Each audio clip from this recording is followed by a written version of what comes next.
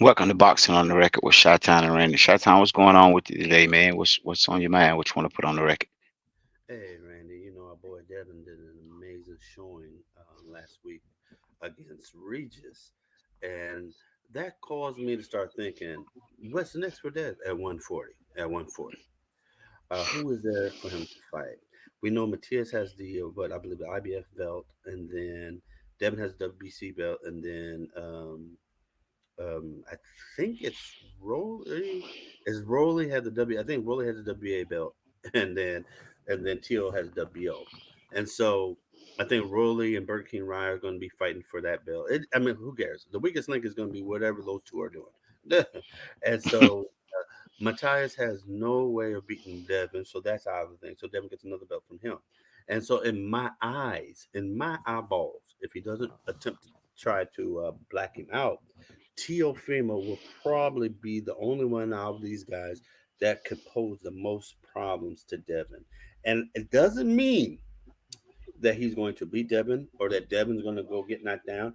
Most problems can mean that Teofimo may land two jabs on Devin all night, whereas nobody's landed a jab ever before. Teo may be the first one to do two jabs, and that's a problem. But no, I think Teo's athleticism um, can match Devin on a certain level of his athleticism. However, Devin has cleaned up his style a lot more when he fought Regis. And so he didn't simply rely on his athleticism.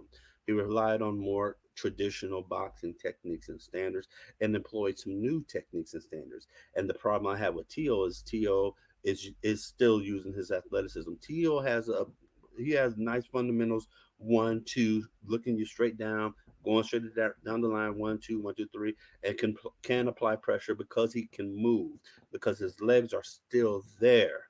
But he doesn't create angles. He can create a pressure, but he will make more of a wide loop.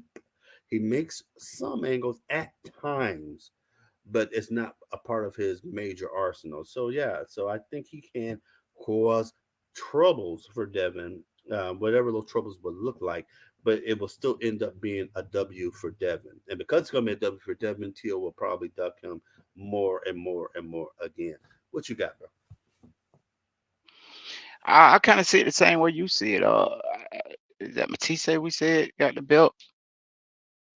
Um, one of the belts at 40, Yeah, and then we got Rolly and Ryan fighting for a belt. Maybe, like we say, he could beat. I think he could beat all three of them with no problem. I think he could really beat Tio because they've been doing a lot of ducking and dodging. See, I'm a big advocate of you only put on hold who you can't beat or you're not sure of.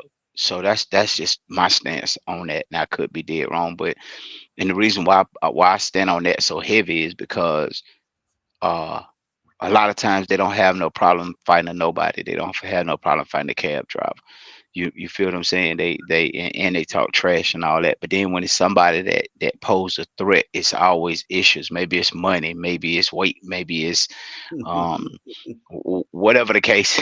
No point intended. Whatever the case may be, it's always some type of excuse of why you can't make the fight. But then you could turn right back around and make a fight with somebody else. Just the easiest talking about it. So I'm with you on that, man. I think Tio. I mean, I think Devin is the king of this division. I really do. I right. don't really see anybody stopping him from becoming undisputed. I don't see anybody stopping him. And like I said, I could be wrong, but I really don't because he's looking healthy. He's looking full. He's looking focused. I think also I think now the only thing I probably would say is they need to put together a dream team, kind of like Crawford got, because I think sometimes they go in with the wrong game plan and they stick to it even though it's not working, and they've been getting by with it. But as we all know, as you go up higher, those things Right. begin to show on you. So I think they need to put together a dream team so that they will have other people watching other things and being able to train on other things. And when they get themselves in a situation, uh, like they did with Lomo. I think they went in with the wrong, and I've said this several times, but I think they went in with the wrong game plan against Lomo. And once they got in there, they didn't have another game plan because their game plan was just to oppose their will on him, walk him down in the ropes and beat him. But he wasn't going for that. So now you out there without a game plan. So now you got to thug it out, if you will. So and they got the victory, but it didn't look good. But if they'd had another game plan, it would have looked a whole lot better. Cause sometimes it ain't. Sometimes it ain't the fact that you win, but it's how you look. Sure. What you got? What do you think? What do you think a cat they could bring onto their team that would be good to help build him through 140 and 147?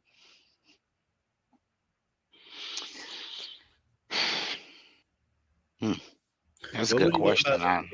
I'm gonna throw a name at you, man. And he was a undefeated boxer, a good undefeated boxer, but he found his day. Fighting against some of the top cats like Oscar De La Hoya and others. Uh, Buddy McGirt. What do you think about a Buddy McGirt being added to the team? Do you think that will you think there will be tiny adjustments that Devin can make and that Devin will heed to, that Buddy will bring, that will allow him to kind of have more of an elite level mindset when he's in the ring? He's not at elite level yet, but he's heading towards there. Do you think Buddy can bring that out of him, or you have some other guys you think could do it? I mean, that's possible, but with a name like Buddy, will that clash with Bill? You know what I mean? Like Buddy has a lot of experience. Buddy is a great A lot. trainer. So will that cause Bill to kind of have some type of resentment Right, toward Buddy right. in his experience? You know what I'm I'm gonna saying? Because tell you, Buddy is a whole more accomplished way uh more. uh than Bill. You know what I mean? I gotta tell you, and I'm gonna have to dig to find this because this is like an like, obscure interview that Bill had. It was about it's either earlier this year or last year, where Bill made a statement on the record that they were willing to bring in new trainers that can make Devin better, and he was happy with going to the back end, going to the backside, and just be the promo guy. He had said that. I was like, okay, well, that's a dude that's really about his son's truth. You know what I'm saying? But as they make more money, Bill becomes more happy. And so I I mean personality conflicts, I definitely see there could be an issue. Because Buddy don't come in as no, Chief 14th. You know what I'm saying? He comes in as the trainer. You know what I'm saying? Everybody else is gonna have to step back some. And so that will, yeah, we got to see how those personalities will play out. But Devin does need, he's at the stage where he needs to develop in thinking and in setting traps and all those types of things as an elite fighter, not a good fighter, not an average fighter, but as an elite fighter, because he's not going to make it too far past 140, especially if Boots is still in 147 until he starts going towards that elite direction. That's all I got there, bro. I mean, I agree with you 100% on that, man. If that's all you got, that's all I got. So we can move on to the next one. Like I said, we're out of here like last year.